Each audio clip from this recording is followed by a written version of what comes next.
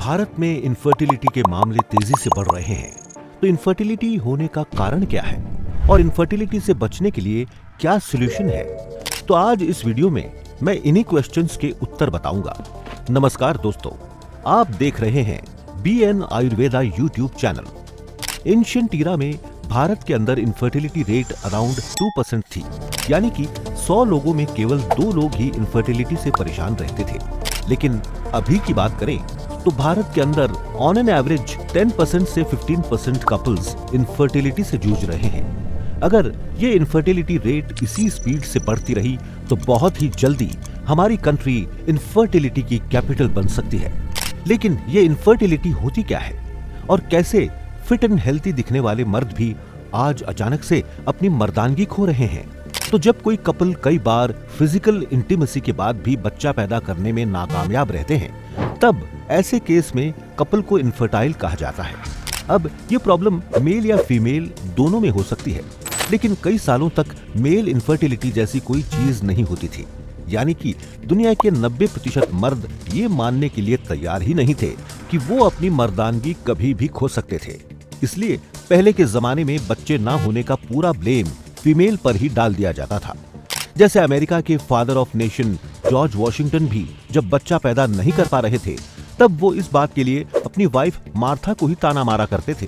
जबकि सबसे हैरानी की बात तो ये थी कि मार्था के अपने पहले पति के साथ ऑलरेडी 4 बच्चे थे, क्योंकि मेल इनफर्टिलिटी जैसी चीजें उस समय पर डिस्कवर ही नहीं की गई थी।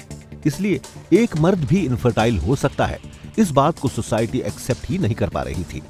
इसलिए बाकी मर्दों की तरह ही इस पूरे इंसिडेंट को जॉर्ज वॉशिंगटन ने अपनी वाइफ मार्था के ऊपर ही थोप दिया था और उनकी वाइफ मार्था इसी गम में गुजर गई कि वो कभी भी मां नहीं बन सकती।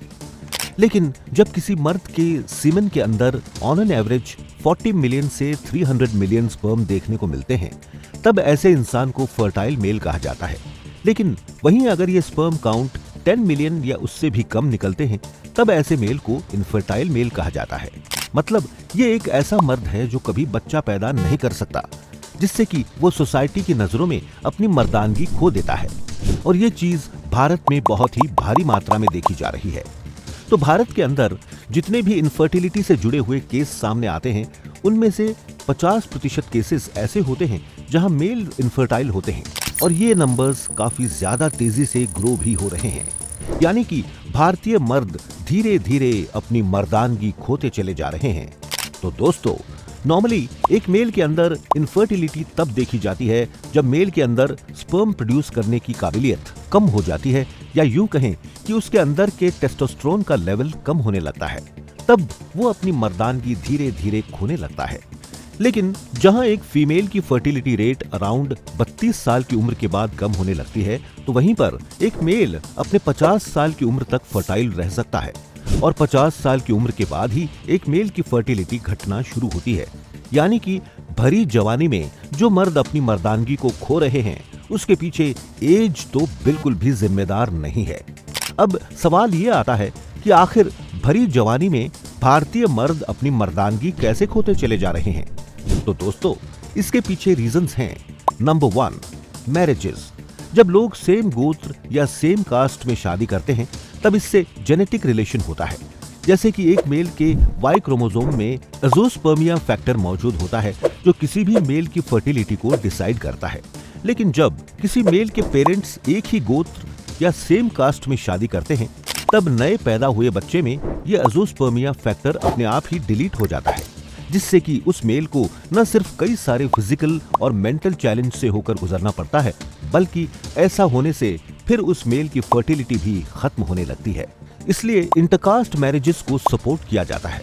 नंबर 2 रीजन है गैजेट्स में मोबाइल। सीमन को हेल्दी बनाए रखने के लिए ये जरूरी है कि बॉडी टेम्परेचर को मेंटेन करने के लिए मोबाइल को दूरी पर रखा जाए, ताकि स्पर्म प्रोडक्शन अच्छे से हो सके एवं टेस्टोस्टेरोन लेवल बूस्ट हो सके, जो वर्क हमारा टेस्टिकल बहुत ही अच्छे से पूरा करता है। लेकिन जब हम अपने फोन को पॉकेट में रखते हैं या फिर लैपटॉप को अपनी गोदी में रखकर इस्तेमाल करते हैं, तब इससे सिर्फ 1 घंटे के अंदर टेस्टिकल्स का टेम्परेचर 3 डिग्री सेल्सियस बढ़ जाता है, जिससे फिर स्पर्म की प्रोडक्शन रुकती है। साथ ही इससे ऑलरेडी फॉर्म हुए स्पर्म भी डैमेज होने लगते हैं, जो कि एक बहुत ही बड़ा कारण बन जाता है एक मेल की मर्दानगी को डिस्ट्रॉय करने का, क्योंकि ये मोबाइल से निकलने वाले रेडिएशन स्पर्म के शेप एंड मोटिलिटी को भी बुरी तरह से डैमेज करके रख देते हैं। अब नंबर 3 रीजन है स्मोकिंग। स्मोकिंग करने से मेल्स में स्पर्म काउंट, मोटिलिटी और सीमन वॉल्यूम कम होना शुरू हो जाता है। दोस्तों, अब जब हम ये समझ चुके हैं कि आखिर क्यों भारतीय मर्द जो पहले के जमाने में इतने ज्यादा फर्टाइल हुआ करते थे कि वो अपने बुढ़ापे में भी बच्चे पैदा करने की ताकत रखते थे, वही मर्द आज अपनी स्ट्रेसफुल लाइफस्टाइल और बैड हैबिट के चलते अचानक से अपनी मर्दानगी खोते जा रहे हैं। अब सवाल ये आता है कि आखिर इन सब का सोल्यूशन क्या है? कैसे हम अपनी खोई हुई मर्दानगी को वापस जिंदा कर सकते हैं?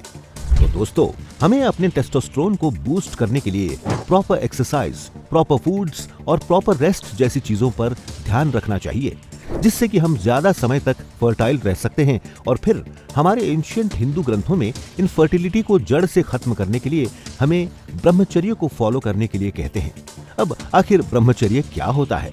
तो मैं बताता हूँ कि असल में ये एक ऐसी प्रोसेस है जिसके थ्रू आप अपनी बॉडी के अंदर प्रोड्यूस हुए सीमन को अपनी बॉडी में ही लंबे समय तक रिटेन करके रख सकते हैं, वो भी उसे बिना बर्बाद किए, जिससे कि आप अपनी खोई हुई शक्ति को वापस जिंदा कर सकते हैं। दोस्तों, वीडियो में आगे बढ़ने से पहले मैं आपको इस BN आयुर्वेदा ब्रांड के ashwagandha powder and ashwagandha gold supplement को रेकमेंड करना चाहूंगा, जो males as well as females के अंदर प्राकृतिक रूप से टेस्टोस्टेरोन को बढ़ाता है। ये आयुर्वेदिक सप्लीमेंट मोटिलिटी एवं स्पर्म काउंट को बढ़ाता है, सेक्सुअल डिजायर को एनहांस करता है और एथलेटिक परफॉर्मेंस को इंप्रूव करता है। आपको कोई भी समस्या नहीं है, फिर भी आप इस सप्लीमेंट का उपयोग कर सकते हैं। इसको खरीदने की लिंक वीडियो के डिस्क्रिप्शन में दी गई है। इसके अलावा दोस्तों, अगर आपको कोई अन्य बीमारी है तो आप स्क्रीन पर दिए गए नंबर्स पर कॉल करके BN आयुर्वेदा संस्थान के अनुभवी डॉक्टरों से बात करके अपनी समस्या के हिसाब से घर बैठे आयुर्वेदिक दवा मंगवा सकते हैं। दोस्तों, हमारी अगली वीडियो इंपॉर्टेंट होने वाली है। अगली वीडियो में हम जानेंगे ऐसे ही एक और इंटरेस्टिंग टॉपिक के बारे में। गुड बाय दोस्तों, आप देख रहे थे BN आयुर्वेदा YouTube चैनल पे नए हैं तो सब्सक्राइब करना नहीं भूलें। जय हिंद।